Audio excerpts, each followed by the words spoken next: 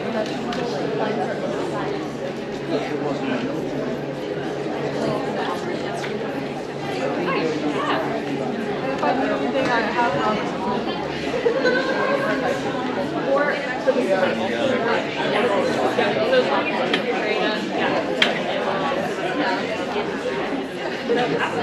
said sorry for yelling at me. She was like, I'm just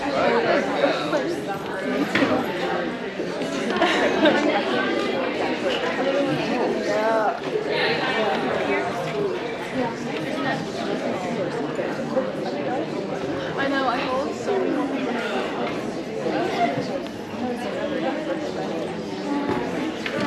You just keep moving forward.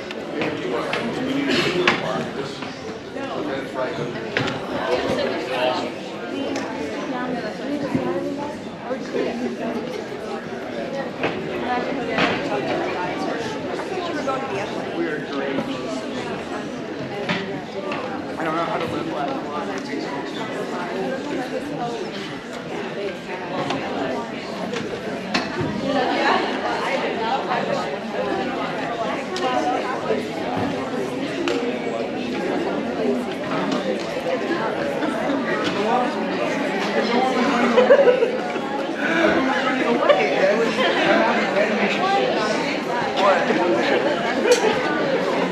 What are you laughing about? That's your fault. It's not my fault. You gotta keep it to yourself. What would you say? It doesn't matter. No one does. Yeah, everyone was saying it. Like sprinted towards everyone. What do I need to do? So in the back, sit on. You're laughing. No, it's good.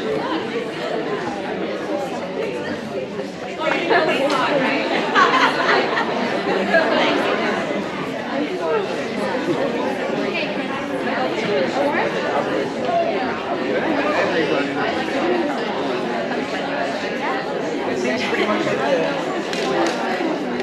well, more than most. Boulder, no one wanted a family. For my wedding, I want a ball pit. I want to separate for Yeah. So like the back. Young children shouldn't be allowed. Those children are yours. You would like my kids? No.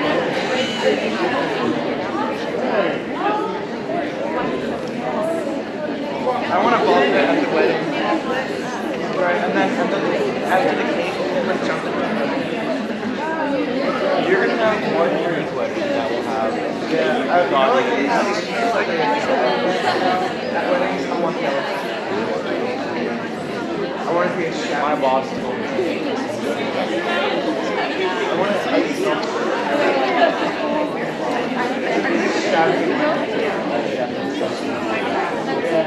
we're gonna have steak. That's why I just moved myself to sitting on top of something. Okay, well, no, like a top sirloin, like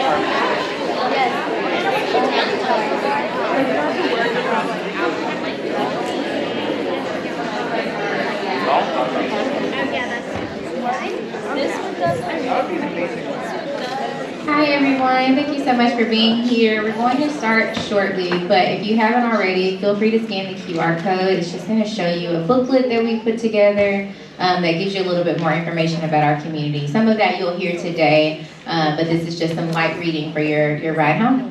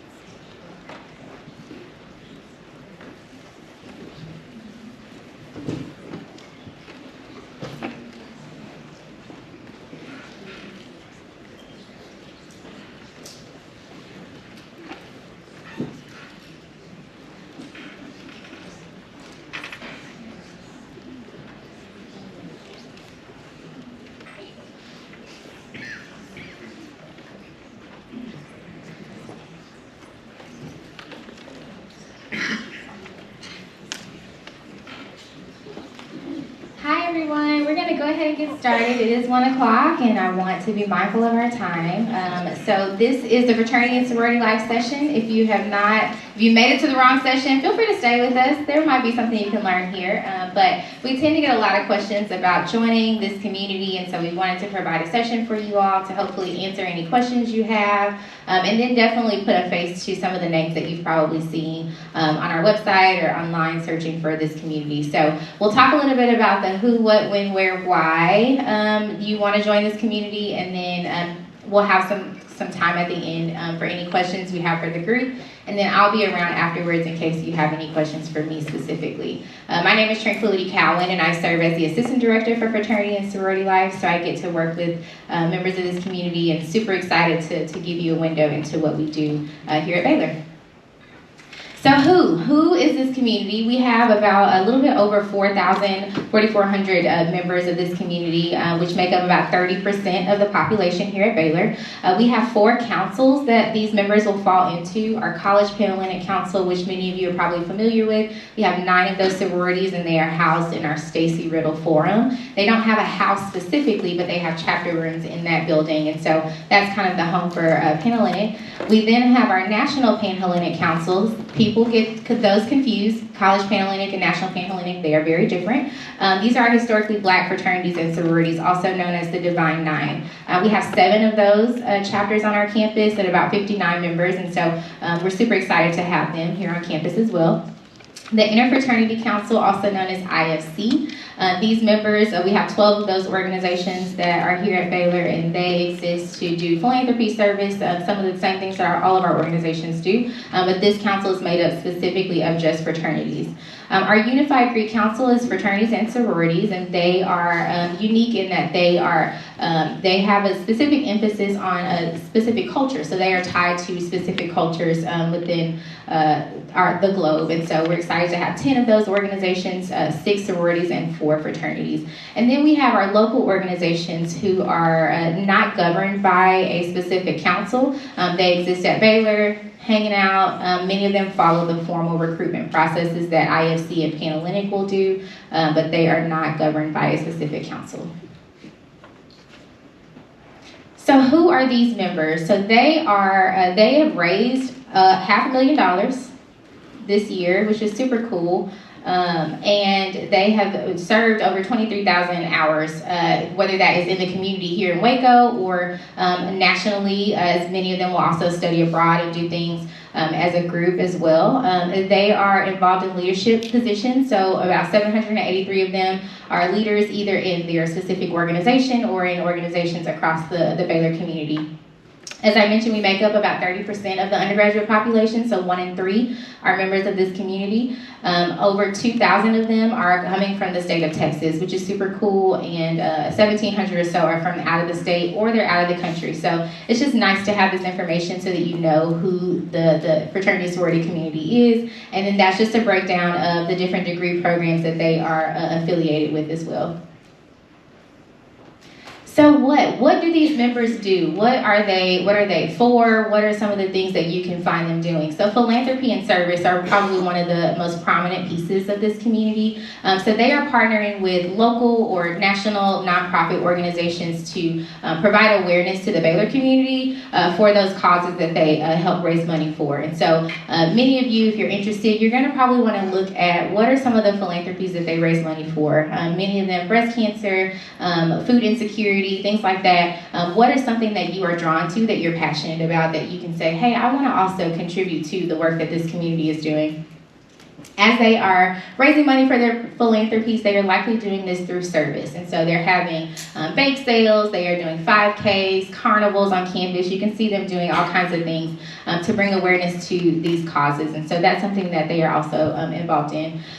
Leadership as well. They are members, like I said, leaders in their organizations and also at the university. And so anytime somebody wants a leader, they're going to probably come to us first. There are leaders all over this campus, but our fraternity and sorority members are involved in just the life of the university, and so they're always tapped to lead different things as well. As I mentioned, outside of their own organizations, they are involved in things like Chamber, the Baylor Chamber of Commerce, who is in charge of all of our traditions here at Baylor. They do student government, so our most recent student body president was a member of a fraternity or a sorority. It's a woman. And so they are just involved in anything the university is doing. They are at the helm of that. Why do they join these organizations, or why should you join these organizations? Connection is probably one of the most prominent. Building relationships not only with members in your organization, but potential new members as well, which you all will be considered potential new members as you haven't joined the community yet. And so they build relationships with their members, potential new members, and then also alumni at the university. And so they, as many of them will have endowments that alumni will give back to, they are making connections with them. They're making connections with faculty and staff and other departments on campus as they partner and have events and bring awareness to the different causes and things that they support.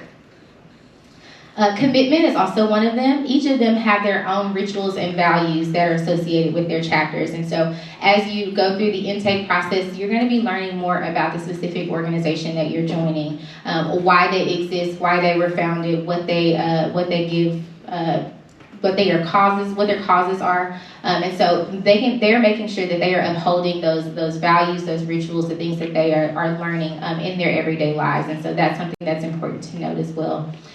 Community. And so even though this community is very large, they have opportunities to build smaller community as well, as they have different study groups and Bible studies and all of those different things to make their community a little bit more smaller. They have socials and things to get to know one another and are constantly maintaining that brotherhood and sisterhood that they are striving for. And then character. At Baylor, we're a faith-based institution, and so a lot of things that we do, we like to tie back to our Christian mission. And many of these organizations were founded upon Christian principles, and so you'll see them have chaplains and things that will pour back into the individual student and making sure that they are understanding who they are and who God has called them to be. We're calling these the 4 C's, so we'll go a little bit deeper into those as well. So that connection piece, those meaningful relationships, that adds to the richness of our community. We are constantly calling on our alumni or our members just in general for different testimonials.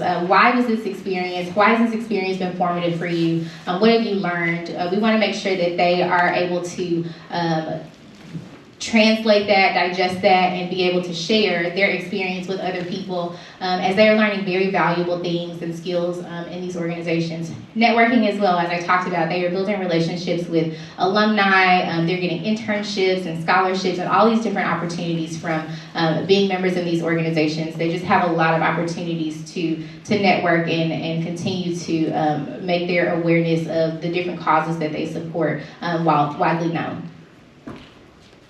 So community, they are participating in service and campus life. They are, as I mentioned, they're members of the Chamber of Commerce. They are constantly, we had recently our Board of Regents were here, and they wanted to, what are the student leaders doing? And they want to speak to some of those students. And so we're constantly pulling our fraternity and sorority leaders in because they are aware of the student experience because they're involved in it. And so they constantly get to tell alumni and administration what they are learning and the different experiences that are valuable to who they are as a student. They also receive chapter and council support. So one of the things that we don't talk about a lot is that they have different delegates that meet with our councils, the 4 councils that I talked about, and are constantly advocating for the needs of their specific chapters, their philanthropies and things like that. So they get many of them will have either dues scholarships or they will get funding from their specific chapters or their councils to host these events for the Baylor community and for the local community as well. So they get a lot of support, not only as a chapter, but also individually for their academic success as well.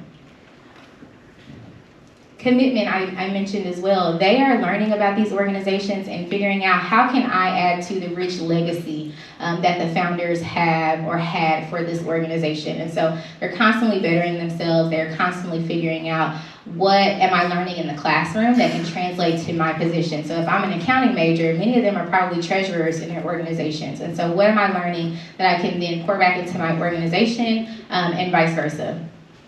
And they're also learning those values, that ritual, the vision of the organization, and they're tying it back to the university, the mission and vision of the university. We have different awards for our community at the end of the year, and we are asking them, like, what have you done this year that adds and builds on the legacy and the richness of Baylor's history and tradition and mission and values? And so how can you tie that back into the things that we are doing here on campus? And so they do a great job of communicating that. Spiritual development is important because we are here at Baylor, and so we are also participating in a study that just talks about character and what are these leaders experiencing, how is their fraternity and sorority experience shaping them as a good citizen of society. And so that their spiritual development and then making them aware of their contributions as well. As I mentioned, they raised a lot of money this year. They've served a lot of hours, and so we just know that with our 41 chapters that are active, many of them are very, very involved in the community and just spiritual development as well. And so that's something that they find very important to them and something we continue to make them aware of. Okay, so probably the meat of the conversation, what you really want to know is how do you join this community? We are a deferred recruitment campus, which just means that we want you to use the fall semester to meet people. We want you to get to know Baylor and the beauty that is here on this campus, all the nooks and crannies that are here, where you can study, where you want to eat, all that stuff. And so in the spring semester, you have your first opportunity to join. You have already created your short list of organizations that you've met with, that you have made great connections with, and you know who you want to select. Eligibility requirements, you need to have a 2.67 GPA for your cumulative. If you choose not to go through recruitment your first year, then that next year you still need a 2.67 cumulative and a 2.0 current GPA. And then just tips for success, as I mentioned, use the fall semester wisely. Figure out, many of them will have requirements for service or recommendation letters or things like that. And where you find that out is either on our social media accounts or also building those relationships with those members so that they can tell you, hey, our dues are typically this much. So that you can kind of decide based on your experience and what you can afford, what type of degree you're hoping to get. Is this the right time for me to join this community? Is this the right community for me? Because I like to tell people all the time, going through intake and recruitment is like having another class. So you want to make sure that you have the time and finances to dedicate toward this. I kind of shared all of this with you already, so we should be good here. One of the important pieces to remember is the 12 hours will need to be at Baylor. So if you're a transfer student, you can have 24 hours at your previous institution and I believe a 2.0 or 3.0 GPA. Check the website for that, don't quote me. But making sure that you have those minimum requirements to join one of these organizations. And as I mentioned as well, many of them might have higher GPA requirements and service hours, so be sure to check that prior to applying. Thinking about the spring semester or the fall semester, where do you feel the most comfortable? As you meet these people, where do you feel you can gain and give the most? Who do you feel like is willing to pour into you as an individual? Because it's not just a chapter and organization process. It's also about you as the individual. Where can I give my gifts and talents? Who has shown that they care about me and my academic success? Because you have to have a GPA to stay and remain active in the organization as well. So be mindful of that and think through all of those things as you are selecting your short list of organizations. And feel free to also connect with us if you have any questions about that. So this is just a quick timeline of a couple of weeks into the fall semester and what you can expect. Mosaic Mixer will be the first Wednesday of classes. We do have some organizations that are considered multicultural, so our NPHC organizations will be at Mosaic Mixer, and then our UGC organizations. So if you're interested in learning more about them, go check them out. A late night is the first Friday of classes. That's where all of our fraternities and sororities and all of our student organizations will be present at that event. And that's just a time for you all to come out and learn more about each of the organizations. We have over 350 student organizations, so we like to tell you that there's probably one for you.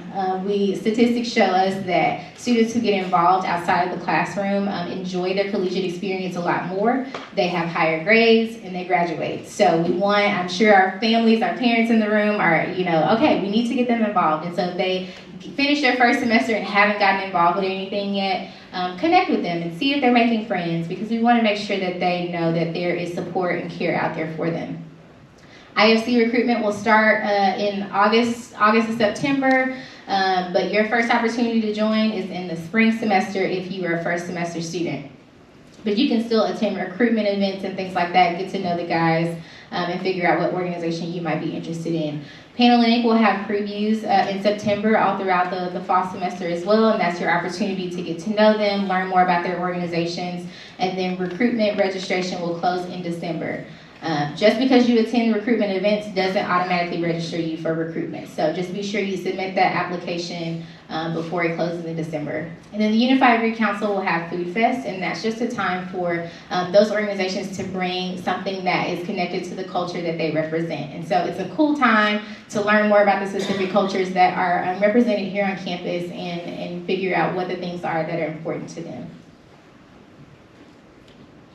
Just some contact information, baylor.edu/FSL is our website, and then our Instagram account is @BaylorFSL. That's new for us, so give us a follow.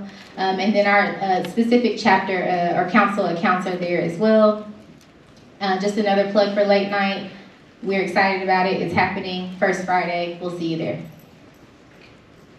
This is our contact information. Erin Ellis is our Associate Director. She works specifically with the College Panhellenic Council. I work with NPHC and UGC. And then Paige Eidenchink is our coordinator for IFC. And so feel free to reach out to any of us. We should be able to answer any of your questions or forward it on to the person who can respond to it. But that is our FSL staff.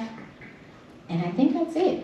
Now I'm going to take some questions for you all. I'm also going to go back to our first slide so that you can see that QR code and scan that. That's just our booklet and has more information about our chapters and what our community is doing. Any questions for me? Yes. Are there any membership costs associated? Yes, there are dues associated with joining. So I know specifically Panhellenic and IFC will have registration dues or registration fees as well, just for going through the recruitment process.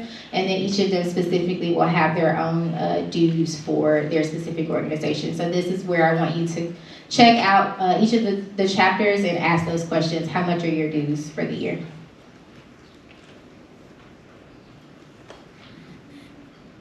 Any other questions? Yes. Good question. Question about hazing. So Baylor and Texas as a whole is absolutely no hazing. So one of the things that we do with our students is that we talk to them at each step in the process. So your potential new members will hear about hazing and how to report that, baylor.edu/reporting. And then we will also talk to our student leaders. So each of them that is doing a new member education process, those new member educators meet with one of us. We go through their entire new member education plan. We ask questions. We say, this looks a little bit problematic. Tell me more about this here. And so we are walking alongside them through that process. And then if there is a hazing allegation, Student Organization Conduct Board, and we kind of proceed through that process as prescribed. We also report our hazing information on our website. So I think for the last 3 years, you should be able to go on the website and see what organizations have been found responsible for hazing. Good question. Any other? Yep. The Greek system, like how big is the fraternities in general, like Average size or? So in total, we have about 700 and something men in the community as a whole. I would say class size, averaging about probably 30 to 40, I think, for our men, which is a lot smaller than the Panhellenic Council.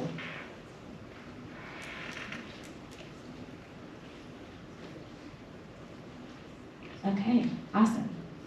I will still be here for about 5 minutes or so if you have any other specific questions, but looking forward to seeing you all in the fall. Thanks so much.